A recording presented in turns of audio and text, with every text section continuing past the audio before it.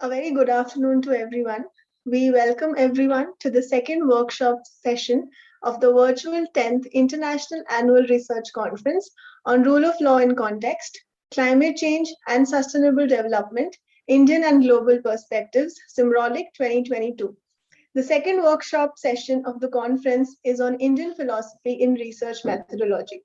It is my honor to introduce the resource person for today's workshop, Mr. Pranav Kumar Vashisht, an independent researcher on Dharmashastra and the Constitution of India. Currently, Sir is a visiting faculty at Purna Pramati, a Center for Integrated Learning, Bangalore. Previously, Sir has also taught at IIIT Hyderabad. He has also translated a couple of novels of Kavi Samrat Vishwanath Satyanarayan to English. And he is also an avid reader of non-fiction studies across the board in English, Telugu, Hindi, and Sanskrit as well. I welcome you, sir, to conduct the workshop.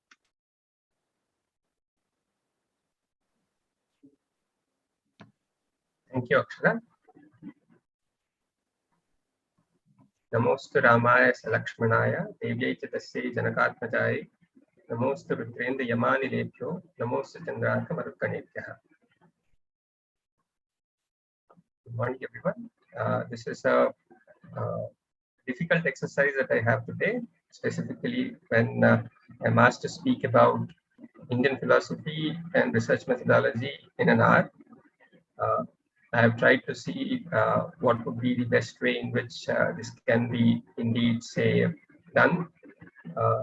I have a few slides also, which I hope may be of some use, but more than the slides, my interest would be in terms of trying to give a perspective of how we can go about thinking on Indian philosophy and the corresponding research methodology that one can think of. Sharing this screen, hopefully you'll be able to see.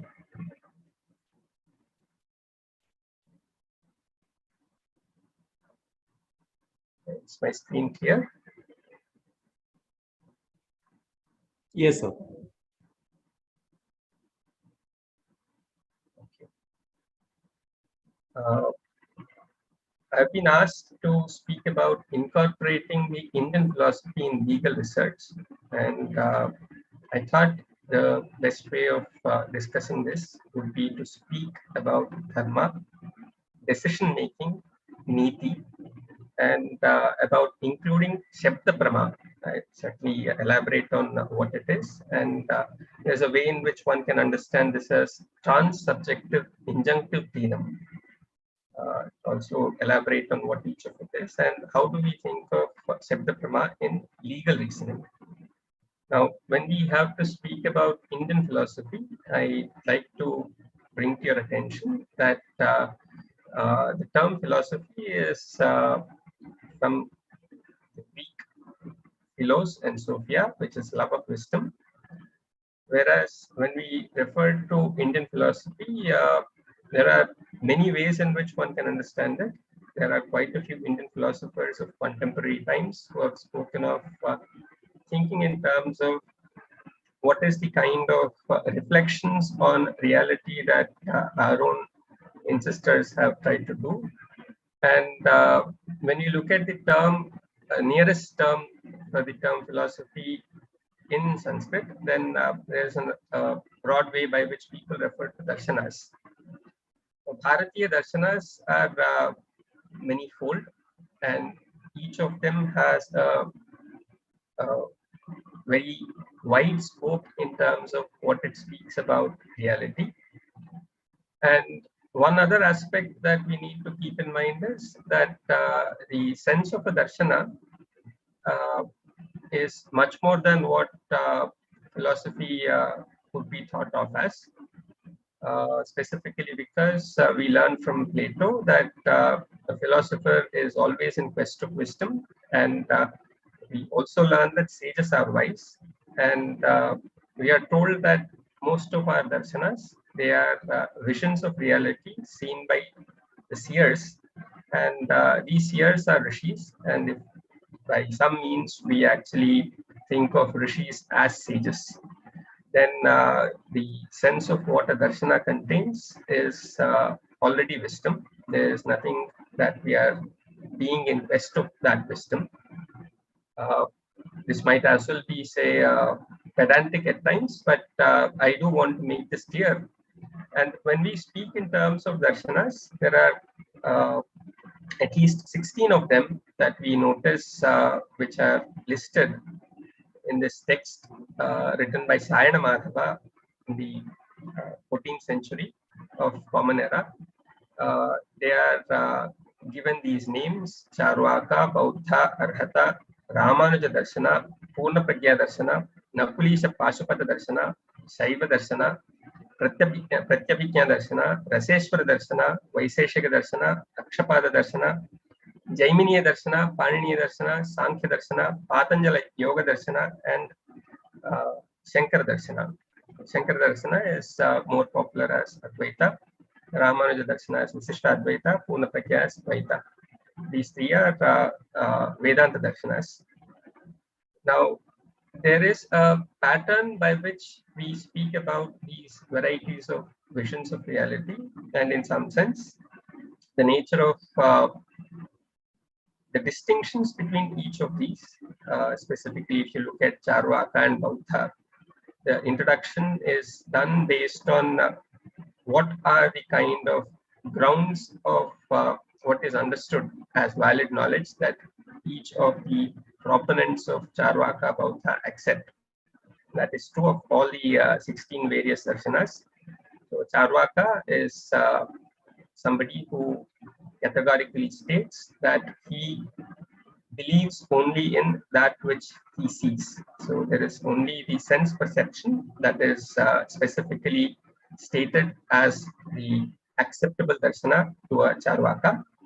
A Bauddha counters a Charvaka, saying that the presence of sense perception alone isn't sufficient even for our day-to-day activities that we do. There is a necessary requirement of accepting inference or anumana pramana, which is, and these two pramanas are acceptable to all the various darshanas that we have. And more importantly, there are distinctions in terms of what we understand as perception. Specifically, the sense perception differs for Bauddha with that of an Akshapada Darshana. Akshapada Darshana is also popularly known as Nyaya Darshana, because Nyaya is propounded, the sutras of Nyaya have been propounded by Akshapada Gautama. Now, while, say, these darshanas and their references keep coming to us repeatedly, we'll have to think in terms of what type of approach can students of law take in terms of a research methodology. So I have a slide on the sense of the research methodology that one can possibly think of.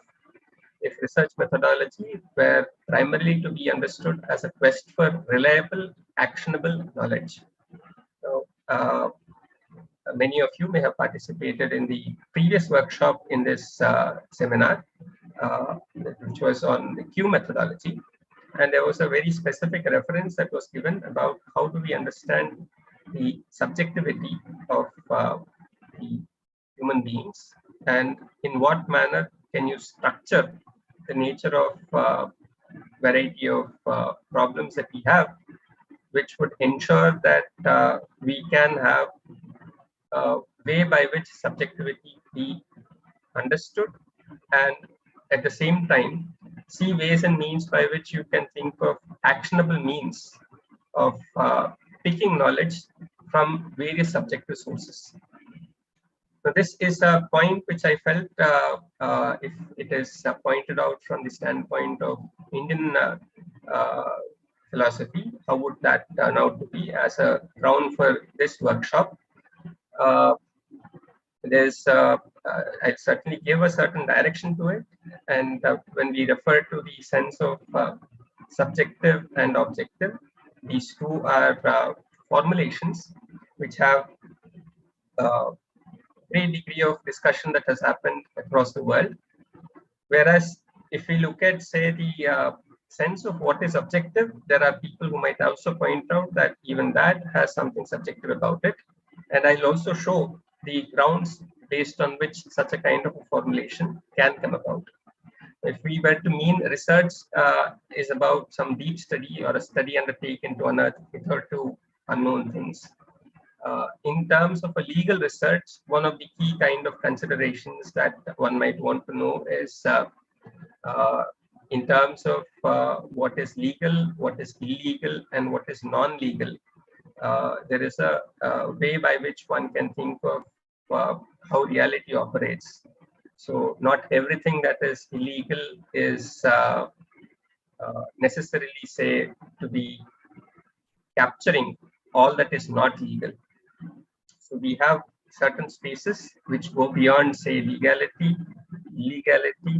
and that space which goes beyond, say, legality and illegality is a space for the things which are currently not legal, because generally speaking, we have this reference from Sir Henry Maine, who has pointed out that the way in which law itself develops is by way of harmonizing what is the written law with that of what happens in society by three means, whether it be by way of a legislation or by way of a legal fiction or by way of equity.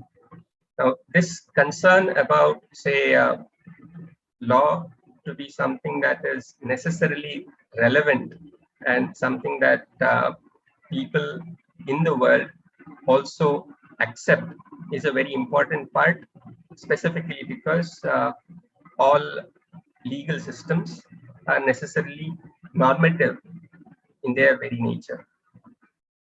We'll come to this in a while, but if we were to talk about reliable knowledge, the question of reliable knowledge in current times to a large extent has meant that many of the kind of points which are considered as knowledge as a part of Bharatiya Darshanas, they in modern times do not seem to be finding a space under the scope of what we call as reliable knowledge.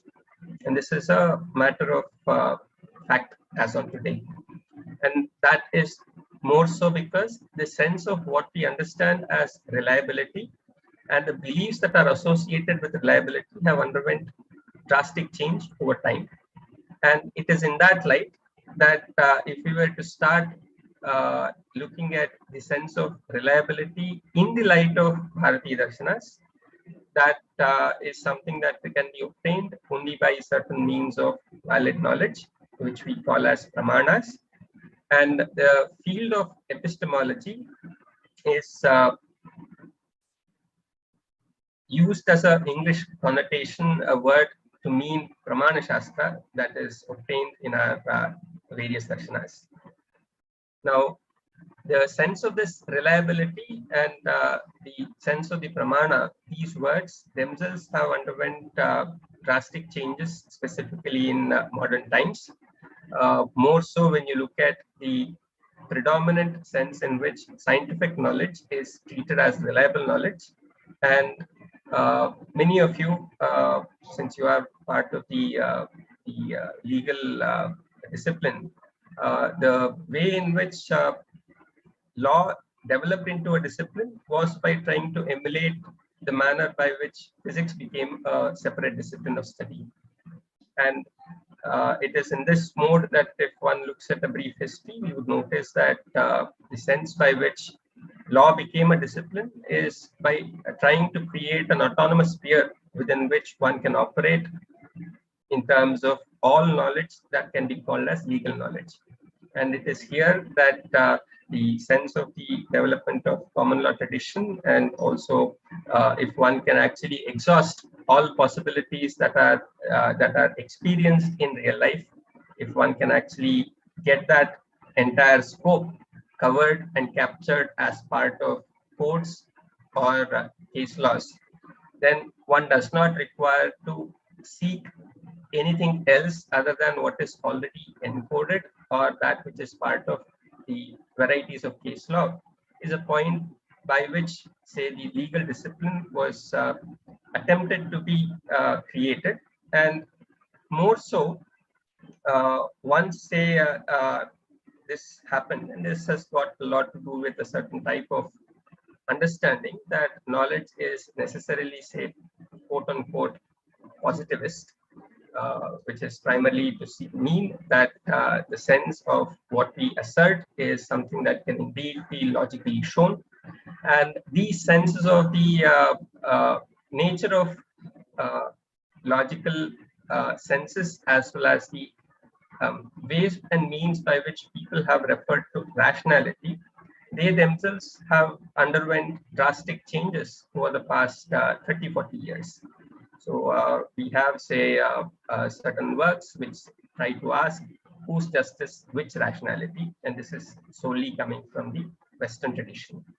So in such light, we are better placed today, possibly because of the kind of discontentment with the sense of what is the way in which reality is operating and how law is able to capture it, or let's say by way of trying to ensure that nature of reality is bound within the laws. This exercise is something that has posed several questions, and none more so than the kind of changes or the disruptions that the world of internet has brought to the fore. So in such a sense, it indeed is meaningful to ask whether if we trace back to the original senses of what is to be considered as reliable, that is obtained from tradition and various traditions that are existent specifically within India, can we build on those and have some appropriate ways and means by which we can ask the question of what is the way by which you can have a law which can be binding on people. And that sense of binding calls for the appropriate creation of the norms as well. So we'll see, say, whether such a possibility can be thought of, which necessarily asks the question, what is law and what ought to be law? Now, since reliable knowledge is what we are looking at, and the sense of this reliable knowledge is currently in this context referred to as that which Pramanas give, what can be known? And this question also has been asked. And when you ask a question of knowledge about what, the response has been yathartha, or the sense of the reality itself. Within the 16 darshanas that I have actually pointed out to you, there are some darshanas which have actually stated that reality is non-existent. Specifically, if you look at Bauddha Darshana, it doesn't accept the presence of anything called reality. And there are others which actually speak in terms of reality as illusory. And there are some darshanas which have specifically stated that there exists reality. And further, they also point out that that which we call as reality is something that can be described accurately in language. That is to say that there exists a way by which everything that is in reality can indeed be captured in language. So this, the sets of darshanas which fall under this thought process are the ones which are actually, say, useful to us, specifically because even those that actually consider that reality is illusory or reality is that which needs to be considered as non-existent, when it comes to, say, the manner in which you deal with the manner in which things have to transact, in such instances, they treat as if it were to be existent and correspondingly, say, deal with things. So in the manner in which they deal with things, they have their own logic, their own rationale in which it is done. So in the Bauddha Darshana, there's a specific way by which people speak in terms of karma santati, or a sequence of various karmas which are all brought together. So now the term which is capturing the sense of the ways and means by which one can study reality is popularly known as ontology. And we use as a say ontology for a word which speaks in terms of Prameya Shastra. So Prameya Shastra, Pramana Shastra and Prameya Shastra are the technical terms from Samskrita which we are using in order to capture the senses of say in English language, we are using epistemology and ontology. There's indeed a distinction between what is Pramana Shastra and Prameya Shastra as opposed to epistemology and ontology, because episteme is specifically referring to knowledge. But if one looks at the Greek thought itself, we notice that the nature by which what we can understand as jnana, yathartha jnana, it is of it's something that cannot be captured solely by episteme. So there is a word term that Aristotle used called phronesis, which is to do with practical reasoning, in the sense that if you go to a market, you might find a fruit vendor who is able to stack up all his oranges in a manner in which it is very tightly packed, as well as it's something that is optimal in terms of its space that it occupies. But if you go and ask the person if he can show by way of mathematical proof that the manner in which he has arranged it is indeed the optimal way in which he can do so, then the fruit vendor may not be in a position to do so. But he has the practical ways and means by which he can arrange it. Now, a mathematician who is able to show that the manner in which this the fruit vendor has been able to arrange these fruits is indeed, say, the optimal way in which you can arrange them, he may not be able to do so. So there is a practical way in which you can act on it and also ensure. So this knowledge is not part of episteme. So in the sense of Pramana Shastra, such a kind of formulation isn't something that we restricted. So there is that distinction that is existent. But before we get into these distinctions about epistemology is different from Pramana Shastra or ontology is different from Prameya Shastra, there is a even more significant kind of point of, let's say, a break from the earlier existent past that happened when there was a conscious way by which epistemology and ontology were separated. This is to be seen in the work of Immanuel Kant, popularly known as the father of modern philosophy, where the consideration for Kant has been that whatever was the old ontologies that were provided by Aristotle and so on, they were to be rejected. And if any, it is the epistemology that actually has to convey what exactly is to be considered as ontology. Or rather, say it is through the epistemological means that you actually understand and find out what reality is. That is to say, there isn't a point of talking about reality as being separate from, say, the manner in which we refer to the reality and talk about reality in language and the way in which we express it. But we are specifically referring to the way in which we express itself as capturing reality. So reality is that which the epistemology is sanctioning. So this sense is something which is very important in our current times also, where we have several new categories of quote unquote reality. And this, when I use this term reality, it is not used in the yathartha jnana sense. For example, say in the classical understanding of the world, the senses of how many genders existed, people would refer to 3 of them. But today you might as well give many more numbers than say the 3. And further, the third also is something that is explained in terms of the 2, male and female. Today, this sense of ontological understanding is, say, for a variety of reasons, it has been, say, replaced, or rather being, there's a conscious effort to try and replace it, and that too with a certain kind of a desire for what ought to be considered as just. So there is a conscious effort that many of you are aware of. So, and this possibility of the sense by which one can speak about what knowledge is, and also train in a manner in which you alter the nature of how people understand the reality, and that itself shaping reality, is something that can be traced possibly to the separation of ontology and epistemology.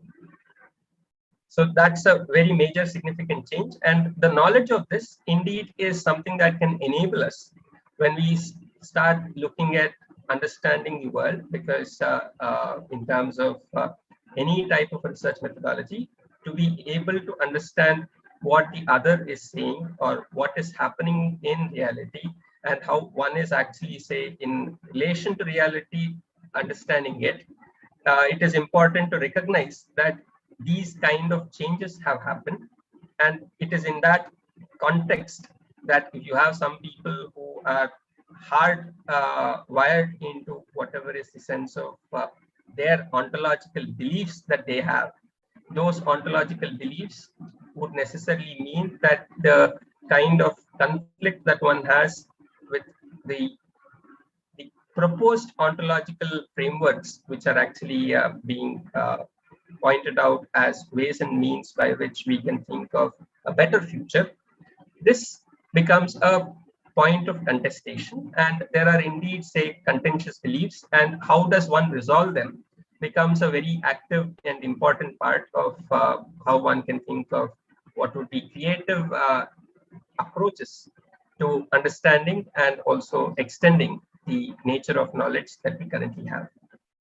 Now, apart from the quest for reliable knowledge, I also mentioned actionable knowledge. And this is very important, specifically in the context of the term dharma, because one of the key things that we learn from Indian tradition is that there is this injunction that says dharmam chara. So if at all there is, and there is also a very famous shloka, which I think it is appropriate to mention here. It says that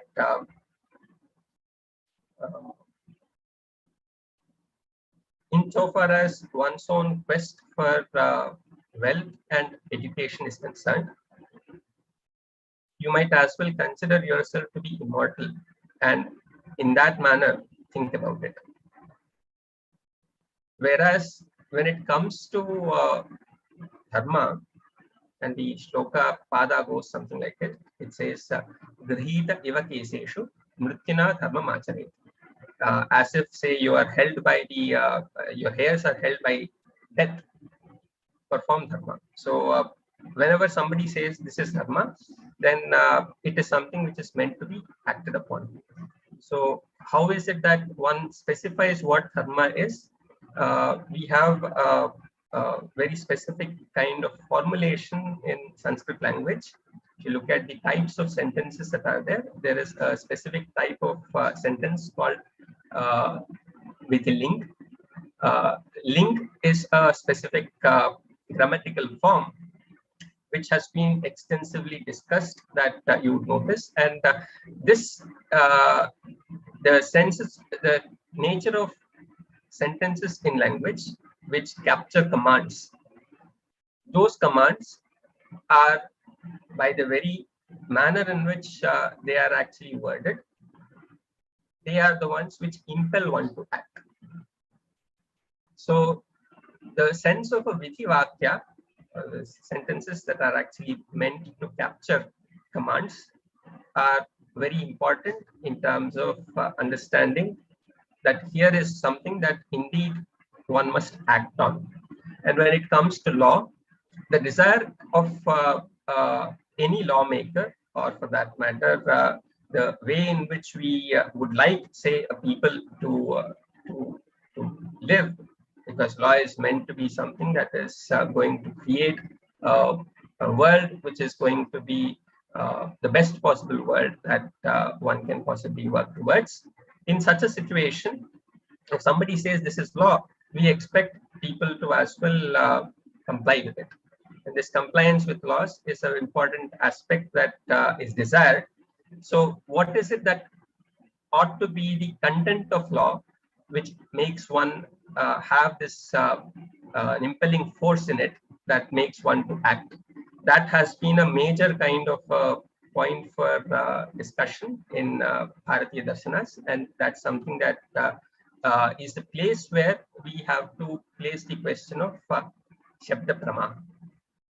Now, having given, say, this broad view, I'd certainly like to go a step further in terms of capturing the sense of how we can look at the nature of our own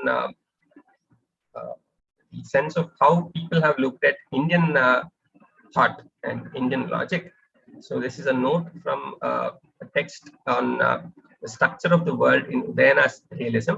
Udayana is a Nayayika, who's also somebody who has brought Nyaya Vaiseshika together, and he is seen as the one whose work has laid the foundation for what is known as Navya Nyaya later. And here is a note which I felt is important to bring to your attention. Says that one of the main reasons why scholars have often said that Indian logic is intentional seems to be the fact that Indians describe the structure of the world in terms of the dharma-dharmi relation. So dharma-dharmi sambandha, which is one of the commonest thinking patterns in Indian logic. The thinking pattern of the dharma-dharmi relation allowed Indian philosophers to describe the structure of the world by intention rather than by extension. So the in terms of varieties of logics that we have in modern times, we have also seen the development of intentional and extensional logics. And when we refer to intentional logic, you are referring to, so in a sentence, the nature of what is contained in terms of the content, what is captured within the sentence is what specifically would deal with the intention. And one way in which one can possibly understand it is by looking at this formulation that the entire cosmos can actually be seen as mapped onto human body. And this is a certain type of an imagination that one finds across the various texts of texts in the Indian tradition. So whereas, say, when you refer to extension, then you would have to enumerate that. If suppose there's a word, then what all it captures are enumerated. Instead of that, the intention would actually capture it from within it itself. So this sense of dharma-dharma relation, dharma-dharmi sambandha, is something that is an important one, which also gives us a sense by which we can start thinking in terms of how human beings could be understood. So now we have several senses by which we have captured man. You heard about Homo sapiens, and latestly there is also the talk about we have Homo faber. We have varieties of references of how we understand man to be. And one of the very fundamental kind of a statement that most of us would have studied in our school would be man is a social animal. Now, the very formulation of man as a social animal or a man as a political being, zoon politikon, each of these are such kind of propositional statements which have been elaborated on, and there's an analytic framework built around it which has given us several theories of understanding reality. In such a sense, most of these formulations, they don't capture the way in which reality is understood in Bharatiya Darshanas. And man as dharmadharaka is a very important formulation that one can think of. And when this dharma-dharmin relation comes about, and this is something that can be simplified by saying, supposing that, say, there's a recently married couple. So the moment say they are married, and let's say this marriage is heterogeneous marriage, then correspondingly we have this clear understanding that the man has acquired a certain type of dharma that is actually meant for a husband, and this is something that you would draw from, say, the nature of the tradition that one is part of, and correspondingly the wife has acquired, say, the dharmas of a wife. So in terms of the way in which these dharmas have now come to sit in this locus called dharmin have happened because of a particular act, and that is the act of marriage. So the nature of dharma-dharmin relations, it can possibly be stated that there are number of dharmas which are actually present, which are all hanging in the air, which are possibly present in the world, and these dharmas look for appropriate kind of loci where they can come and reside. Now, one can possibly start looking at, say, the figure of Mahatma Gandhi. Now, before, say, Mahatma Gandhi was indeed called Mahatma, or the Bapu, or father of the nation, the sense in which Mohandas Karamchand Gandhi would have probably thought of his own kind of world may possibly be limited. But the moment from which, say, he would start imagining that any kind of a riot that happens in the country is something that has that causes him pain in his own body, this kind of a mapping is something that alters the sense of how he looks at himself, and correspondingly the nature of dharmas that come and dwell in the dharmi, which is now the body of Mohandas Karamchand Gandhi. So in this way, one can possibly look at the entire world in terms of varieties of dharmas which are actually waiting to be coming on and residing in appropriate dharmis. So what you do find that the Indian culture point out is that one must start trying to transform oneself in such a manner that all the dharmas which are actually, say, virtuous, they come and sit within the person. So such a kind of a formulation is something that is desired, and you would also notice that varieties of things which are called as duties that are actually mentioned for different, say, stations of life. For example, for a brahmachari, a brahmachari is expected to perform, say, several kind of activities, and when he starts performing those, the corresponding dharmas which are actually meant to be followed by brahmachari are coming to reside in him. He is not, of course, say, those dharmas don't well, and he cannot possibly be called as following what is brahmacharya ashrama. This formulation of dharma-dharmi relation is something that opens up a great scope in itself to understand reality, and the senses by which man can be understood, and what are the ways and means by which we can talk about the changes that happen in the world, the way in which we speak about the world, they all can drastically alter with the way in which we start understanding as to what is the nature of man. So there's a formulation that one can also get from Yaska's Nirukta, where he asks a question, Manushyaha Kasmat. The response is Matva Karmani Sidyanti. And this is one of the 5 various kinds of ways in which he points out. And Manushyaha, at a later point, you would also speak about them as Manorapadyaha. That is, these are the children of Manu, the first progenitor. So of the 5, the first one is Matva Karmani Sidyanti. Wherefore the term Manushya come from. So because man is a suturing being. Man is somebody who sews, that is, stitches their actions post mentation.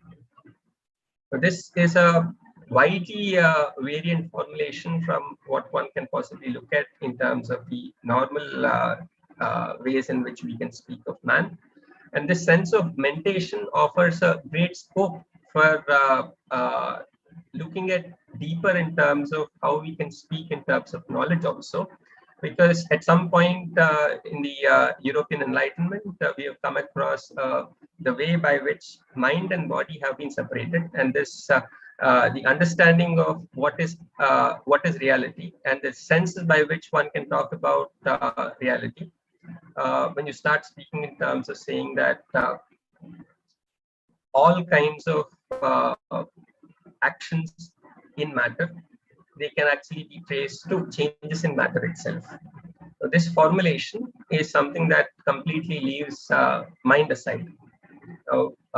It may not be inappropriate also to point out that when Isaac Newton was specifically attempting to try and speak in terms of the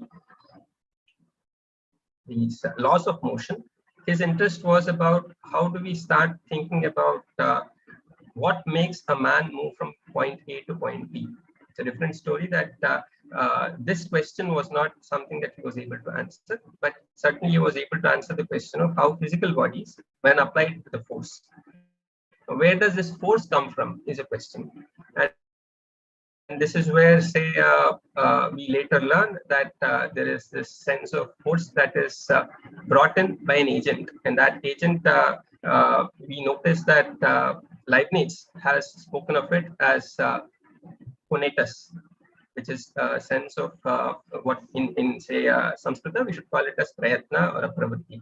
So and the formulation in which Leibniz is asked is also very fascinating, because Leibniz as a juror was interested in coming up with a scientific scope for law, and the manner in which he has spoken of this specific sense was that when he came up with integration, integral a to b fx dx, if that is the nature of the way in which we express, the function is fx and it needs to be integrated, but the limits in which, say, it needs to be integrated, a and b, where do they come from? And that's a question where he mentioned that it is the man who has the role to actually give that, and that is the point from where the Leibnizian thinking in terms of the modern law formulations have also unfolded. So there is a great sense by which these discussions which have happened, they create a ground for us to start looking at the question of law itself. And let me also point out to another term that we have in Sanskrita called naraha. It says nirnanti nayanti sarvam swavashamiti naraha. That is those who bring everything under their control. Now, this sense of naraha and manushyaha. So, how does manushya transform to naraha? This is a point where one can possibly place the terms that we are very popularly using in terms of the sense of the citizenship as that which has to constitute naratva, or the sense of being a nara, which is that they can bring everything under their control. And manushya is to transform to a citizen. So there's this sense that by which one can possibly open up the scope of what is something that is possible. And this is something that can also bring in many of those kind of areas which have been considered as beyond the scope of modern reliable knowledge, be brought within the scope of the sense of reliability could possibly be extended. And how does that happen is what we are concerned with, because say all the various approaches of trying to speak in terms of subjectivity and how do we include subjectivity is a concern that arises out of the sense of what is considered as reliable knowledge as something that has completely set the sense of the subjective scope for varieties of knowledge that exists. That is something that is beyond the scope of discussion. So how do we bring that back in is a very key concern. And for that, we need to possibly start asking a few other questions. So now the theme that I felt that I should pick was dharma, decision making, and niti. Now, decision making is something that every judge is expected to take up, and every one of us always are faced with a question and a requirement to make a decision, because unless and until one makes that decision, there is not a possibility of going ahead and acting on it. So since decisions are exceptionally important, and what will be the ground for making such decisions is a very important point. And naturally, one might as well ask, is there a possible way in which you can have a biasless and boundless ground for decision making?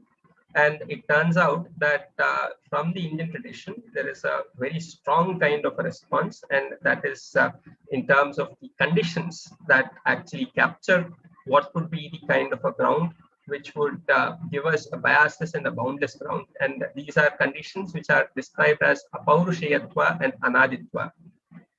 You refer to apaurusheyatva, it is a reference to what is considered as authorless reference. So if you have a sentence which is authorless, then such a thing is something which is considered as exceptionally important, because since every author is necessarily bound to have the authorial bias, if you have something which is authorless, it's formally stated that it is biasless. And there is also this reference to anaditva, that is the beginninglessness.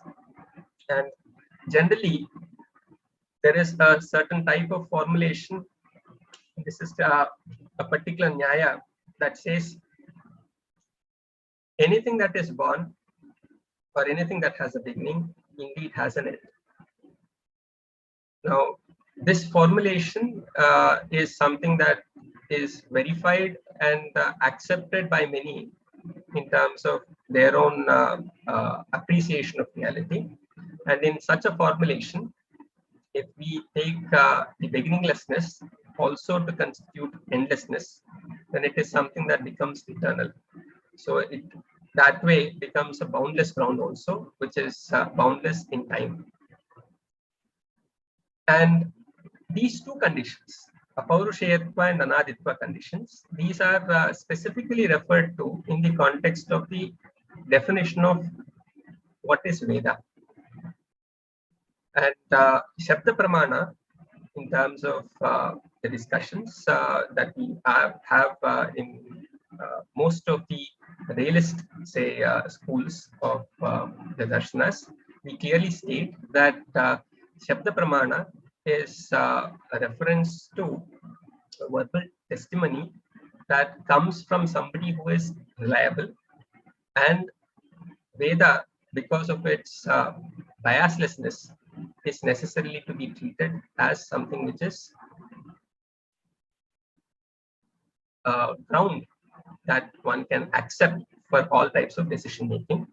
And when we have the term dharma, which is actually pointed out as rooted in Veda, Vedo kilo dharma moolam. This is the very famous statement that we get here. So this sense of dharma is something that is again rooted in Veda. And what is Veda? That's a question that also is addressed. Veda as that which is the collection of various kinds of Vithi-nishedha vakyas. So that is those which are the injunctions that actually say to do or not to do, that are actually present. All such collections which are stated to be authorless, beginningless, they are the ones that capture, say, the ones that give you what dharma is. And in this sense, the term dharma is something that does not speak of a sense of action, which actually is going to give you a specific kind of result or a consequence that one can necessarily find in one's own lifetime. But it is actually to be noticed in what is called as the paraloka. So we have this understanding in terms of how we capture reality as having this world and the other world. Many people in the religious domain refer to the other world to be meaning heaven, hell, etc. But one need not possibly say be bound by notions of heaven or hell. But insofar as, say, the modern day understanding of paraloka is concerned, one can actually see that Paraloka exists in all such instances where if one is actually absent from, say, one's vision. So in the absence of a person, if one is to recall about a person, what is it that comes to one's mind? And this thing that which comes to one's mind is what captures the sense of the Paraloka. Is a formulation which is a fascinating and very strongly rooted formulation for which one can also find grounds in Indian tradition. So in that sense, one can possibly start asking, and specifically this is a conference which is talking about climate change and also the nature of sustainable development. So what would be that kind of a thing which when done, people in the absence of the person who has done think good about such a person. So if you have a situation where 200 years down the line, somebody is stating that here was some act which was done, which resulted in a change, and that is actually praised 200 years down the line. So such a necessary thing means that you can possibly say that this recollection which is happening because what was done at that time, and the recollection which is positively done is happening because of the nature of what is actually occurred is what was done is dharma. Here, the contrast with niti is also important. Now, niti, when it is not actually the same as dharma, it is meant to be a strategy by which one can actually conduct one's own life to achieve one's goals. And those goals could be something which is to deal with all the nature of deeds that one has in mind, all kinds of purposive actions. So for every kind of a purposive action, every kind of a karma that one does, the karma is possible because there is some kind of a desire that actually is generated out of a certain type of a knowledge. And once this desire grows into sufficient strength, it is then that one would actually end up, say, looking at the question of translating it to action. So under normal circumstances, dharma and niti ought to be the same. But in current times and contemporary times, more often than not, dharma and niti are separated. And that nature of this decision making has come about more so because the sense of this paurushayatva and anatva conditions are not things that we are ready to as well say accept. And why would that come is also a question that we need to start looking at. So when we refer to Shabda Pramana, is one of the, if you look at the Nayayikas, Nyaya Darshana, which is also primarily referred to as the Pramana Shastra, it has specified 4 different Pramanas as distinct and also something that categorically state that the knowledge that each of these Pramanas provides is something that cannot be obtained from the other Pramana. That is to say, when you have, and the 4 Pramanas that are listed are Pratyaksha, Anumana, Upamana, and Shabda. Pratyaksha is sense perception. That which is obtained from our senses cannot be inferred, cannot be obtained by analogy, which is Upamana, and cannot be obtained from language, because there is some kind of a perception. So the nature of taste, if you say that mango is tasty, that's something that is only experienced, that is experienced by your tongue, and that is how you grasp that particular knowledge. So similarly, there are references. The inference, the process of inference is something that is going to give you that type of knowledge.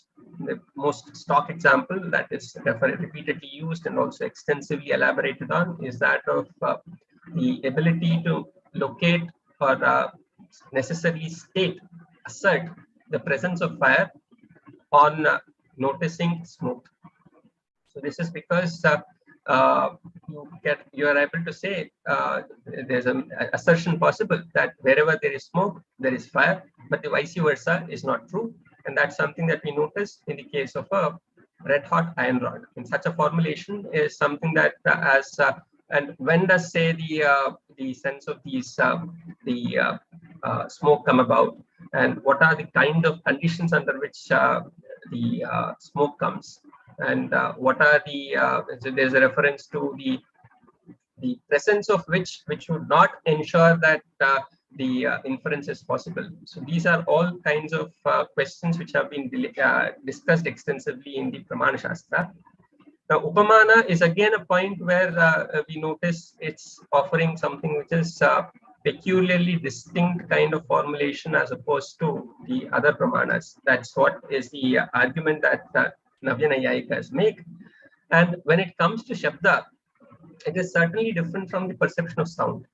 The fact that you are listening to the various sounds that I am actually stating is not the reason why you are comprehending the kind of sentences that I am trying to articulate. And it is not something that can also be obtained from inference, because say when I am actually stating a sentence, we are noticing certain type of formulations which are present within the sentence, and the meanings of the words are present. These are being connoted in one's mind, and each of these that are existent, they are coming together to give us some meaning.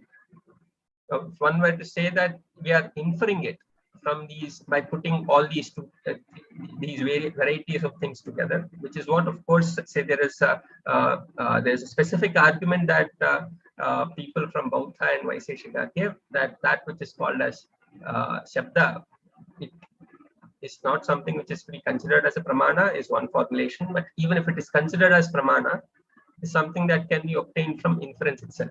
That is, a person who has the memory of the meanings of various words, he is able to hear the sounds that are generated, and there is a specific process by which, say, the varieties of the meanings of the terms that are actually obtained, those are being brought together, and correspondingly, say, one is making sense of the whole meaning of the sentence. So you can infer it is a formulation that is also suggested.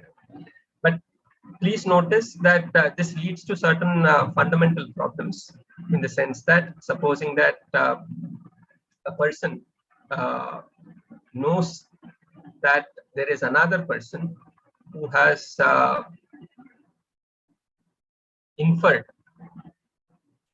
wrongly about what is existent in reality. That is to say, suppose you have a case where a rope is thought of as a snake. Now, we have two people here. Let's say the person who actually points out to a rope and says that the rope is actually a snake and correspondingly acts like that. This person is saying something, saying that place there's a snake there, and what he is actually showing is a rope. And suppose the other person who is listening to this person, if he is formulating this specific instance of the other person's understanding being, or his belief being, that rope is snake, is what is making him act in a certain manner. With this knowledge which he has inferred, would he be acting in the same manner as, say, the other person? Because here he has made a distinction between the knowledge of the rope as snake as different from the knowledge of the other person believing that the rope is something that is thought of as snake. So this particular distinction is pointed out as a final kind of an argument that Gangesh Upadhyaya gives, in terms of pointing out that the claim that we can possibly subsume the kind of knowledge that one gains from Shabda Pramana can be brought out of inferential awareness. It cannot be so, because the nature of actions that actually are expected from a person who has an erroneous cognition and is actually, say, stating that aloud, and a person who infers that the other person has wrongly inferred also to act in the same manner. These two do not actually sit well. So therefore, Shabda Pramana necessarily ought to be a separate kind of a Pramana, is what is indeed, say, identified. Now, if that is once seen, say, in current times, more often than not, we do not see that this sense of Shabda Pramana is going to find its place in court proceedings. I'll give you a few examples also. But before that, if one were to start talking about the ways and means by which Shabda Pramana can be understood, it's primarily the verbal knowledge, and there's a sentential understanding. And to obtain the sentential understanding, first and foremost, we expect that the persons involved, one who is listening, one who is uttering, they have awareness of words. This is a presupposition. And there's a common understanding of language. Then there is awareness of what is called as sin categorematicity, which is in Sanskrita called as Akanksha Jnana. When you say categorematicity, what you mean is that you can have a particular word which can stand independent of other words. But if you say that there is a sin categorematicity, what we mean is that a particular word is expecting something else. So, for example, if I were to say Rama killed, naturally the question would be who? Who is it that Rama killed? So, this is a question which is the Akanksha Jnana. So, if you say that the moment say that particular word kill is actually used, then you have to say someone killing somebody else. So, both are actually expected by that word itself. So this is the akanksha, and you find that there are varieties of akanksas that one can actually notice in language. And more so when you notice that, in fact, it is possibly meaningful to also point out that there is some of the things which are probably naturally understood in Indian languages may not be easily understood in English. So because the structure and the sentence formation is different in English as opposed to Sanskrita or the other Indian languages. So for example, I'd like to take the same example in English and in Hindi. So if you say Rama killed Ravana, the reference, the corresponding sentence in Hindi would be Ram ne Ravan ko mara. So in Rama killed, the moment say you use the term killed, because the object on which the verb is acting, that is something that is coming later, because you have subject verb object formulation in English, whereas in Hindi or majority of Indian languages that actually draw from the Sanskrit grammatical approach, you would find that Ram ne Ravan ko. So ne and ko, these are actually binding Ravana, the word Ravana, which is the referent to the real Ravana who is being killed by Rama. So this formulation itself is actually binding, and the sense by which we refer to these sentences, that offers us a specific understanding of what is it that we expect. Ram ne Ravan ko, if you suppose leave it there. Kya kiya, what did he do? So similarly, that is the sense of akanksha. Now, similarly, the verbal knowledge also expects a syntactic proximity called asatti jnana. You can say the point is also about sannidhi. So now, if at all you have, say, Ravan ko is not how it is, say, and the term ko is not used, something else is used. Suppose you are actually having a sentence, Rama killed, Ravana is present. So if you have the sense of Rama killed, after that, if you use something which is not necessarily going to be a point which can be killed, then such a kind of a thing would not mean that there is a syntactic proximity. So suppose you say, in reference to say something that cannot be killed. So Rama killed Devta. Devtas are immortal. So such a kind of a statement is something that doesn't give you a meaningful kind of an expression in language. And that is also the case when you start looking at the kind of points when one refers to the son of a barren woman. So by virtue of stating someone is a barren woman, you are actually having a certain meaning which is used, which necessarily is not to be considered in this particular kind of formulation. So the sense of this sanitya of these two isn't something that can be accepted. Similarly, there is awareness of semantic compatibility and also, so this yogyata jnana. So the barren woman example is more suitable for the semantic compatibility. And further, we also have the sense of the pragmatic relevance, or what is it that the person is intending to communicate. All these are matters which are all presupposed in the manner in which we can start speaking about the sentential understanding, which is providing a distinctive understanding of what can be known about reality. So there's also a reference to this Tatparya Jnana here. Now, when you refer to Tatparya, Tatparya is a very huge area in terms of how it is actually referred to in terms of our whole study in the world. So in fact, if one looks at the senses of Tatparya used, how do you know a Tatparya for text? Supposing that, say, you have the text of Ramayana in front of you. How do you know what is it that Valmiki, who's written the Sanskrit Ramayana, how did he actually, what is it that he intended to convey to you? Now, there are, say, Mimamsa Tatparya Nirnaya Lingas. 6 of them have been identified. And the way and means by which you can actually grasp what is the utterance of the speaker of this kavya in this instance. It has been pointed out by referring to, there's a specific sense by which it is added. You are actually pointing out that Upakrama, Upasamhara. These are two terms which are actually referring to how does a kavya begin and how does it end. Now, what is stated in the beginning and what is stated in the end, both these are supposed to be something which are incompatibility with one another.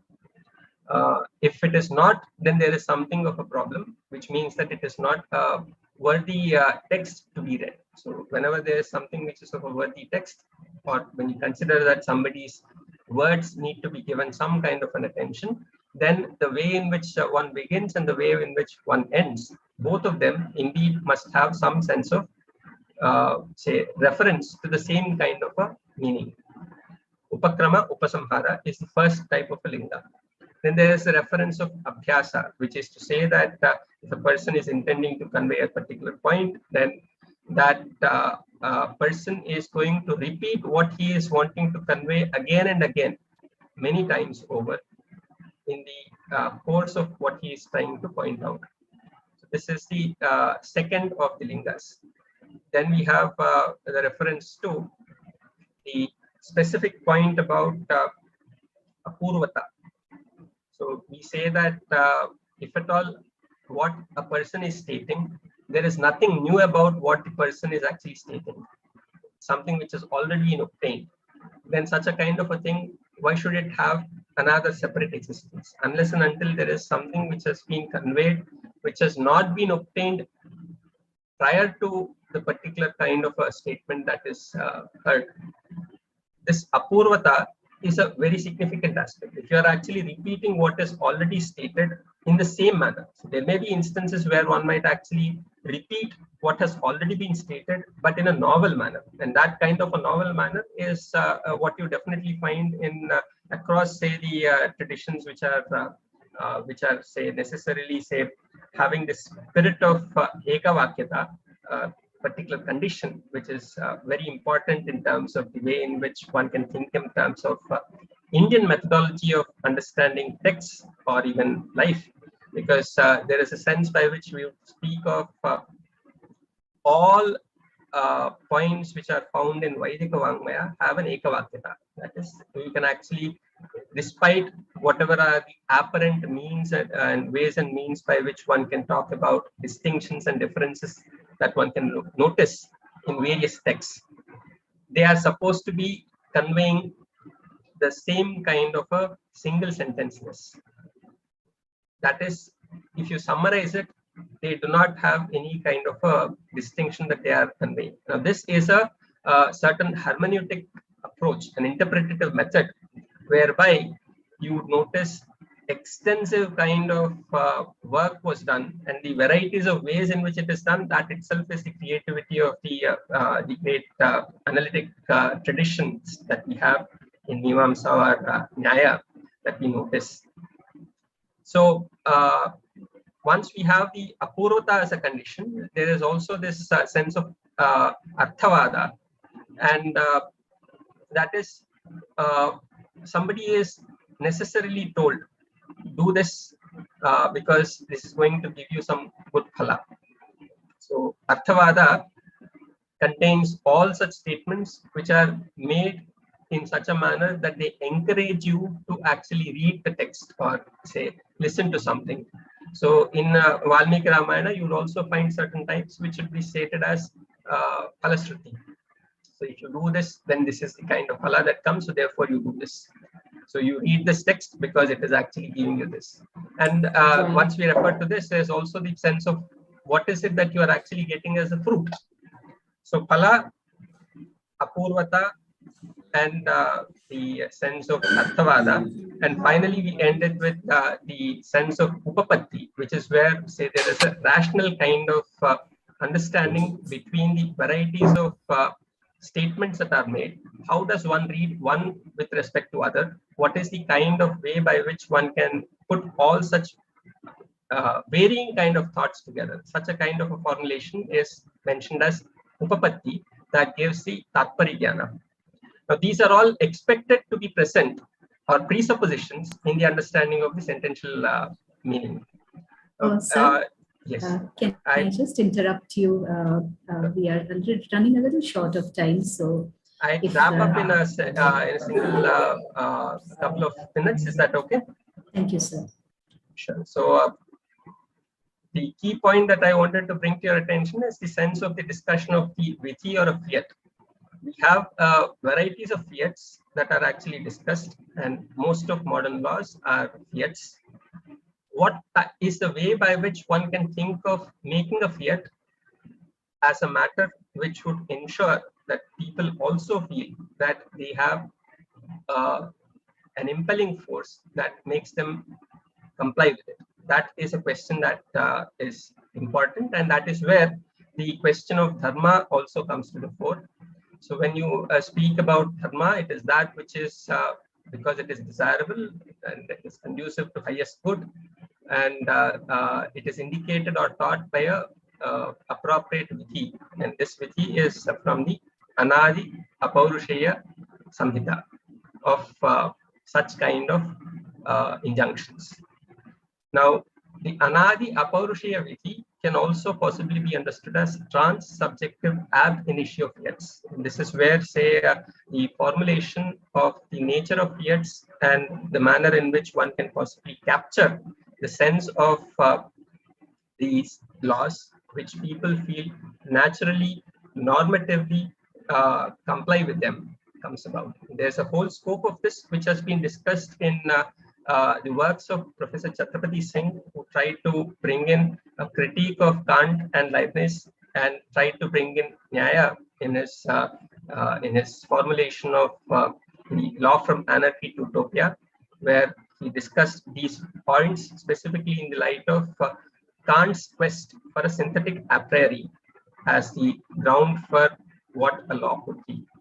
He mentioned that, say, the legal propositions or basic legal propositions are meant to be synthetic a priori, very necessary conditions, propositions, and these are formulations which align with that of the nature of thinking that one finds in Mimamsakas and Nayayikas. This is what is a ground from where one can possibly pick and move further. Is a point that I want to bring to your attention. Not too sure if I've made much sense, but I do hope that if there are any questions, I'd be glad to see if I can elaborate on. Thank you very much, sir, for your valuable inputs. It was indeed insightful to learn about the connotations of dharma and quest of wisdom in research, as well as the influence of knowledge and language in Indian understanding of research methodology. Thank you very much for the same. I request everyone to not leave the meeting, as the valedictory session will be held in a very short while. Thank you so much, sir.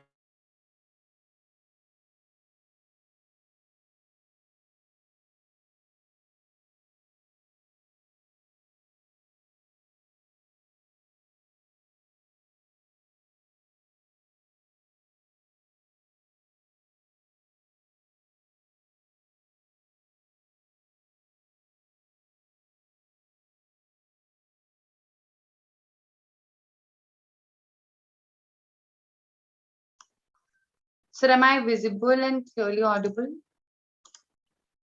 Yes, yes. Yes. Just a second.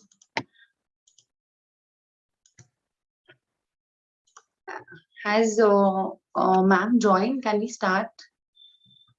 Just a second, search. Yes, Marianka, ma'am has joined. Okay, okay. A very good afternoon to you, ma'am.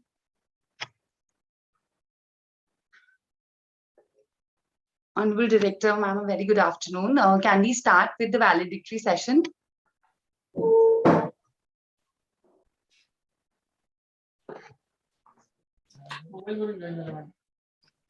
Ma'am, you are on mute. I may leave when I'm called. I may not have more than 20 minutes time. Okay, Okay. ma'am, with your due permission, can we start, ma'am? Yes, you can. Okay, okay. Good afternoon, one and all present here. I welcome all of you to the valedictory ceremony of Symbolic 2022, the virtual 10th International Annual Research Conference on Rule of Law in Context, Climate Change and Sustainable Development, Indian and Global Perspectives, with special focus on legal system and stakeholder behavior, environmental protection, climate change, global inequalities and innovation. Organized by Symbiosis Law School Pune, a constituent of Symbiosis International Deemed University, in association with Symbiosis Law School Noida, Symbiosis Law School Hyderabad, and Symbiosis Law School Nagpur. Honorable Professor Dr. S.P. Majumdar Sir, Chancellor, Symbiosis International University, Professor Dr. Shashikala Gurpur Ma'am, Director, Symbiosis Law School Pune, Dean Faculty of Law, Symbiosis International Deemed University, various dignitaries, faculty members, participants, and students. For those of you who've been a part of Symbolic 2022, this ceremony marks the culmination of a two-day international conference that encompassed a plenary session, 6 tracks, 2 workshops, inclusive of topics ranging from various issues in climate change, suggesting dire need of policy consideration for a futuristic, sustainable country and the world. Symbolic brings the Faculty of Law, SIU's own imprint in the world of legal research.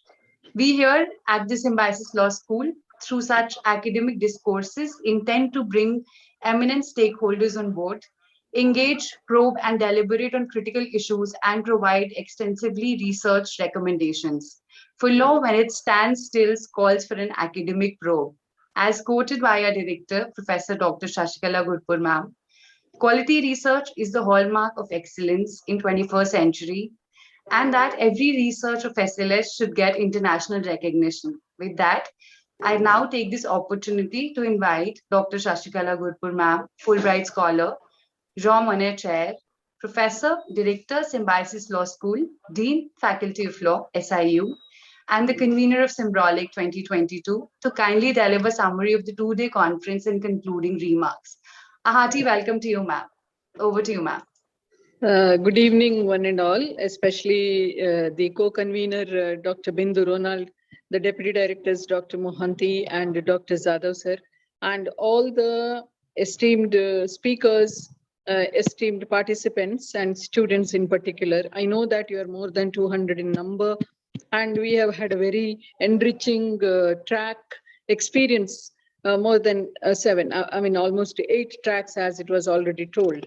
Now we have seen that in setting the stage for the conference, we have had the global perspective, we have had the comparative perspective, we have had the interdisciplinary perspective in the plenary sessions yesterday, where we had a perspective coming from United Nations emphasizing on how poor the current climate change and temperature reduction or global warming reduction agenda is, and then how it is an arduous task in terms of containing human suffering.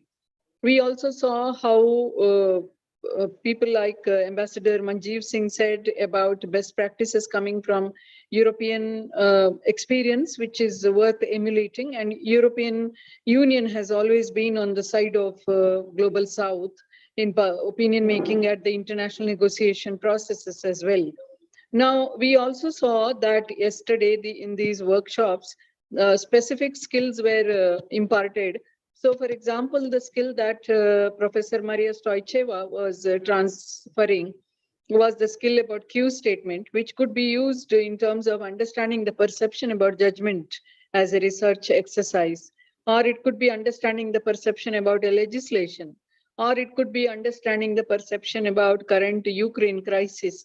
So this is how we could use Q statement as a qualitative research tool in order to bring stakeholder perception on the doctrinal conclusions that we draw from literature review.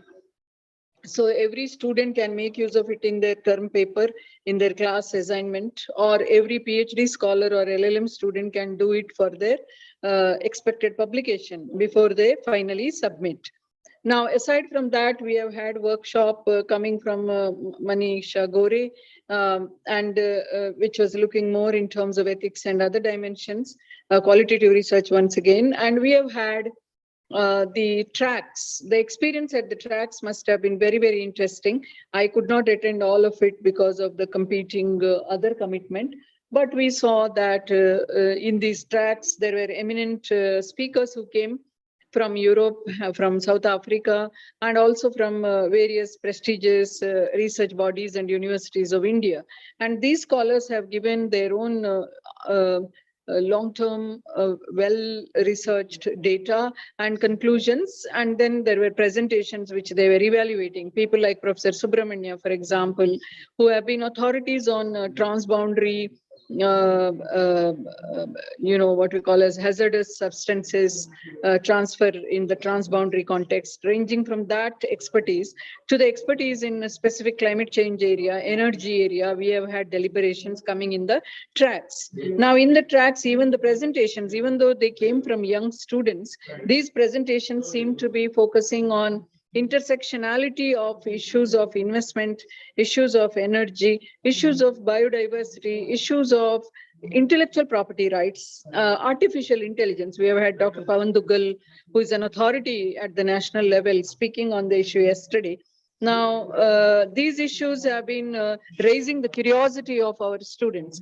Now, that's the most enriching phenomenon to see, that students are co-authoring with the teachers, and few students are coming together and co-authoring. Some professors from other institutes have come together, and our own Symbiosis Law School family has produced many papers in the tracks. So it is very, very heartening to see that the quality of the conference jump to altogether an unimaginable level. Now that is possible, that has been possible because of the effective leadership at subcommittee level by people like Professor Arya, who are passionate about environmental causes, people like Dr. Zadav, who is a specialist like Dr. Arya, and then Dr. Bindu Runal's leadership. So I congratulate them. I commend their work in working out the details and not having any hiccup, any inconvenience, any aberration throughout the process of these 2 days. And I'm also happy to put on record that we have done a great job in terms of roping in great scholars like Professor Srijit of Jindal, the Dean, and let us say Daniela from the Catania University, among others, and our long-lasting friendship with the Jagiellonia University, with its European professor Tachik, among others, and Professor Henrico Radley from South Africa, giving how South African best practices in constitutional guarantees on climate change and environmental rights could be the way forward. Now, this shows that we have gone from strength to strength from our last 9 conferences, last 4 conferences in particular, which were in the brightness of our strong European collaborations, and then how this topic of climate change, which is assuming importance as days pass by, is not going to be a dying cause or a dying issue. So it has shown that through these deliberations from people like, various people from other parts of the world, from within India, the research, that our Jean Monnet chair aspiration, the objective in terms of touching upon community awareness, creating that kind of consciousness in the youth, and impacting policy governance and commitment, creating a commitment in future leaders, aside from giving them strength to give amendment to the law, support the amendment to the law, bring about public opinion to change the law wherever it is inadequate or missing.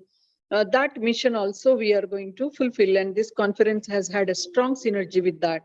Another synergy we had was with Sustainable Development Goals. Many presenters highlighted it, particularly from the United Nations side. The permanent representative, Justice Perez, emphasized it in terms of its human suffering missing there in terms of attention. So synergy has already been told by me yesterday also in my commencement remarks, but it has been further highlighted in all the tracks in the presentations. Now, our presentations and track designing has been very much in synergy with the university's own multidisciplinary approach, interdisciplinary approach that new education policy has been talking about, center staging research as important hallmark of a law school, which has already been recognized for such quality research and researchers, home to great researchers. And another significant comment I can make in terms of my observation on this valedictory dais is that the new areas which university has picked up has resonated with the law scholars, and policy dimensions also have been brought about, like artificial intelligence is a very strong forte with specialized program emerging in our technology institute.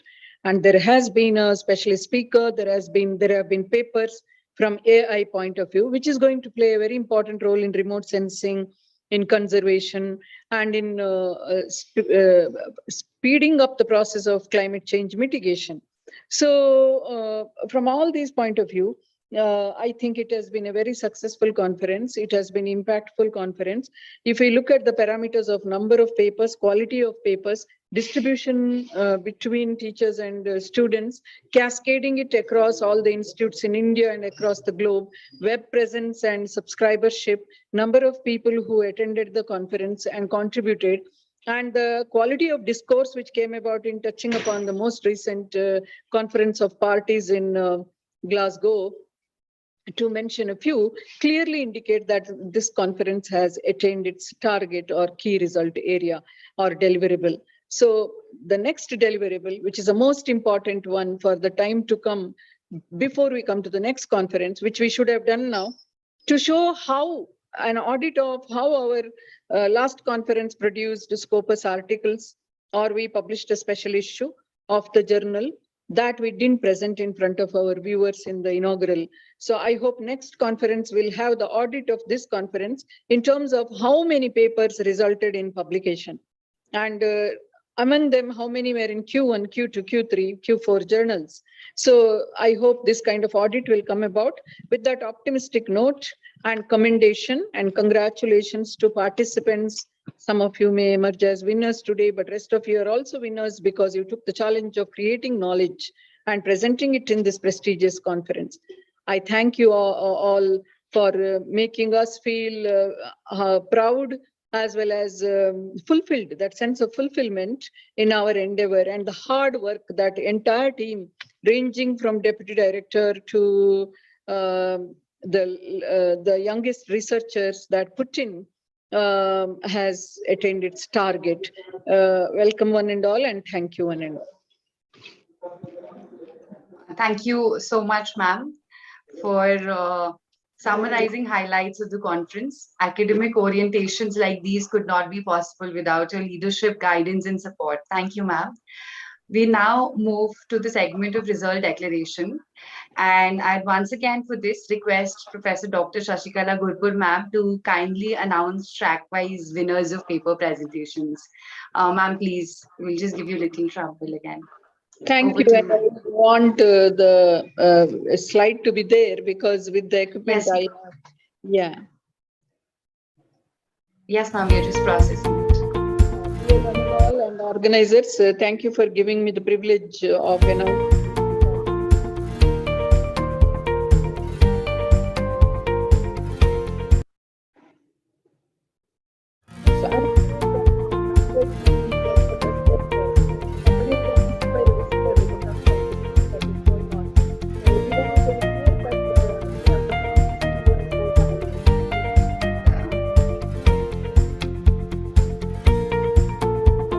Sir, can you please pause?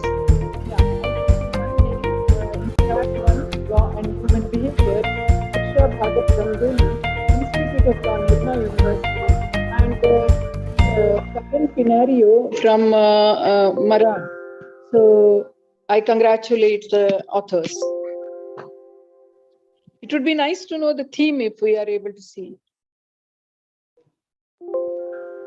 Ma'am, it's law and human behavior with the focal area being legal system and stakeholder behavior with respect to law and human behavior. Law and mediation. Track 1 of the theme. Yeah, track We'll one just- theme I announced, but law and environmental protection. Okay, very good. Human behavior in terms of environmental protection, is it? What did they write? Their theme. Yeah, if it is not there, it's okay, but it would be a matter of pride, and also other competitors will know which theme was picked up, because even picking the theme is the innovation. Let's go to the next awardee. Congratulations to the winners. And if I may just join in, the presenters who won this track 1, they had Yeah. presented on pastoralists of Gujarat offering adaptation strategy for dealing with climate change leading to sustainable development. Wonderful. See, it's a field-based study. That's why it won the award. Thank you. Let's go to the next track.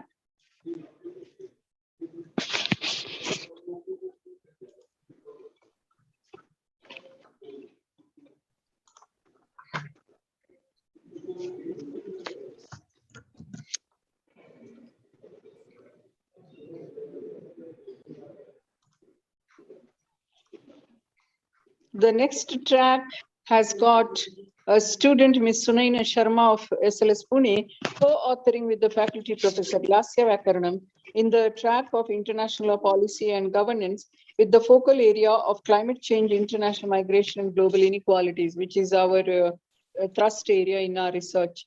So could we have the title of the paper, please, Dr. Bindu Ronald? Yes, ma'am. The paper was on navigating the seas of climate change in the decade of climate action and support, the international shipping industry response to COP26. Shipping industry, yes. So there will be case studies across the world in shipbreaking. Yeah, thank you. Thank you very much. Let's go to the next track. Congratulations to both Sunaina and Professor Lasya. Great work.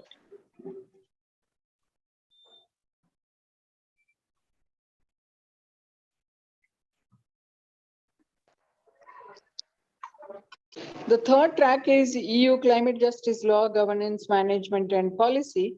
And here we were looking at climate change cascading to community and corporate compliance from sustainability point of view. So Roshni Shinde, student SLSP, and our assistant professor Shubham Shandilya have co-authored this paper. Hearty congratulations, and may Dr. Bindu let us know the exact title of the paper, madam? Yes, ma'am. The title of the paper was a critical analysis of the impact of the green initiatives undertaken by European Union on its trade relations with India. Wonderful. Thank you. Let's go to the fourth track, please.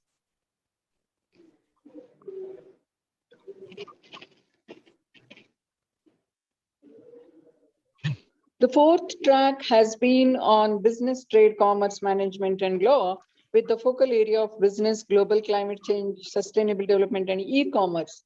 So the award has gone in favor of a single authored paper by a student of SLS Pune, Soumya Dwivedi. Soumya, congratulations. And the title of the paper was The Internet, Business, Environment, and Law, an intersection of these areas for a better world. Wonderful. Thank you.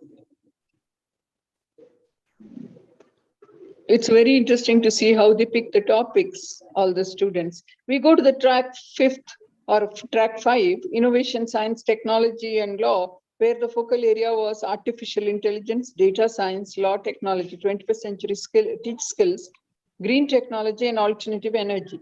So the awardees are once again a single authored paper by a student of Symbiosis Law School, Pune, Fatima Luna Wadawala. So congratulations, Fatima. And Dr. Bindu ma'am, please reveal the theme of the paper. The theme of the paper was Drone Rules 2021, facilitating an increase in drone usage in the commercial sector. Wonderful. So it's about drone technology, which is the latest. Thank you, ma'am. Drone technology is also looked at as a solution to climate change because of reducing the land surface traffic. Good one. Let's go to the sixth track.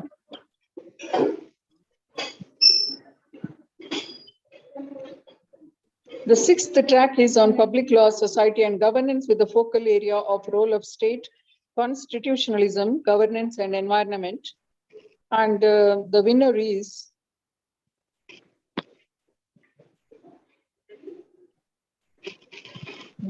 a team of 2 authors, Arpan Saimer Swaroop and Kirti Bhatia. Both are students of Symbiosis Law School, Pune. Hearty congrats, Arpan and Kriti. Dr. Bindu ma'am, please announce the topic. The topic was Obesity as a Sustainable Development Crisis, Formulating Legislative Solutions for the Indian Context.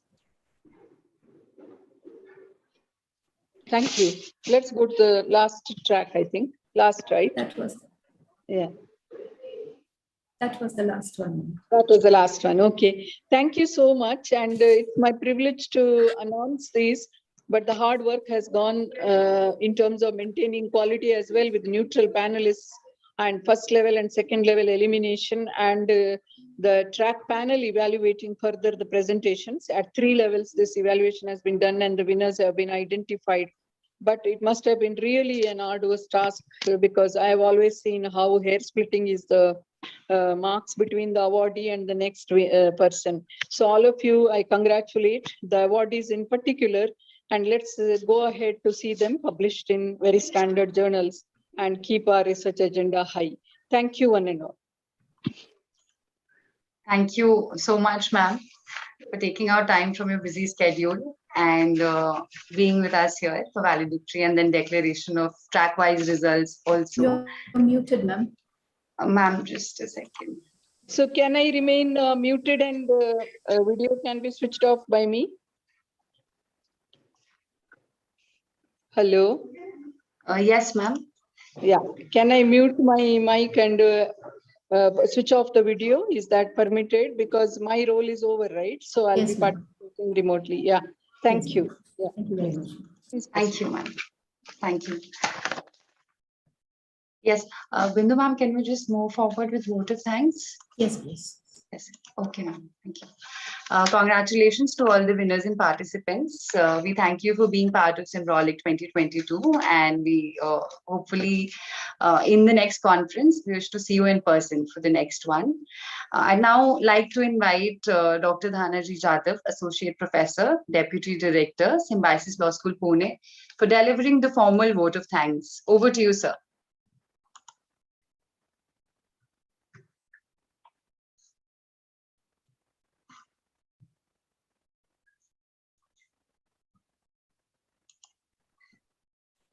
Hello, am I audible to you? Yes, sir, you're audible, sir, but your video is not visible yet. Yes, sir. Yes, sir. Yes, sir. Very good afternoon, sir. Very good afternoon. First of all, I thanks on behalf of Dean SIU, Director Symbiosis Law School, Pune, to the Symbiosis Society and management for providing this opportunity and always an encouragement for conducting this kind of an academic events and intellectual discourse. The event like conference or symposium cannot be as successful without the fullest dedications, tireless efforts, and meticulous planning. To make this event successful, there was a dedicated team of faculty members was working since almost 1 month, and they were on their toes to work hard and render the best of their services to make this event successful. First of all, for that strong support, as well as for providing this platform to conduct this kind of an academic discourse, I thanks to the Symbiosis management and society.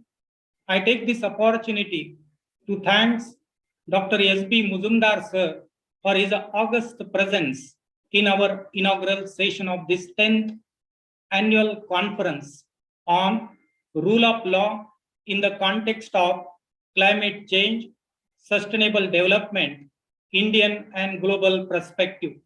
When I said that there was a dedicated team which was working effortlessly on this task, I also take this opportunity to thanks Dr. Shashikala Gurpur, who is always a pioneer and strong support system to conduct an academic event like this conference.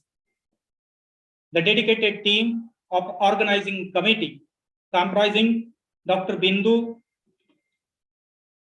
Dr. Mohanty, Professor Richa, Shubham, and Professor Arya was there, who were working reluctantly on this organizing committee. I will also take this opportunity to thank many of those committees who were working right from registration, invitation, abstract finalization, event coordinations, press and media, PROCO, and IT team for their strong support. One of the best parameters to judge and evaluate an event is an academic enrichment.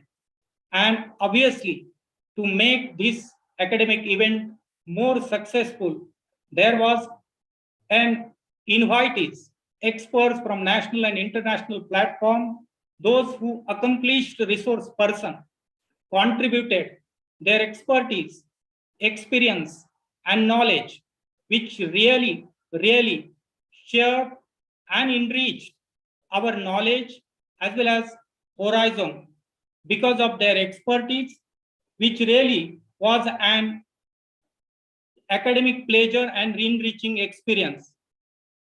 I also thanks to the various student committees for their strong support, especially PROCO, moderator, rapporteurs, comparators, and students for making this event a grand success. Last but not least, I also thanks participants, paper presenters, and students, those who directly and indirectly help in making this event as a grand success. Thank you very much. Thank you, sir, for extending that heartfelt gratitude to every single contribution that has made this conference a grand success. Thank you, sir, once again. I would now request everyone to please turn on their cameras for a photograph of the